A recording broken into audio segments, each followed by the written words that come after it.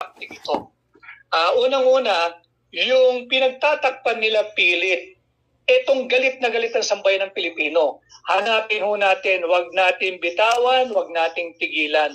Nasaan ninyo dinala yung 500 billion pesos flood control funds? Nasaan yung 5,500 flood control programs di umano? Hindi pa pwedeng sorry, hindi pa pwedeng ayuda, hindi pa pwedeng tigta 30,000 pesos pa kada pamilyang namatay. Hindi nyo na maibabalik ang buhay ng inosenteng 200 higit kumulang Pilipinong namatay, na hindi dapat namatay kung hindi nawala, kung hindi ninakaw, kung hindi nauwi sa korupsyon. Yung 500 billion flood control funds, yan ang panagutan ninyo. Yan ang wag ninyong pagtakpan.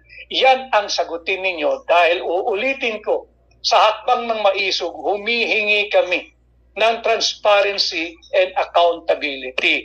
Do not use President Duterte or Vice President Sara Duterte para lang pagtakpan yung halos 3 taon, kalahati na kayo ng termino ninyo, wala pa kayong maipakitang accomplishment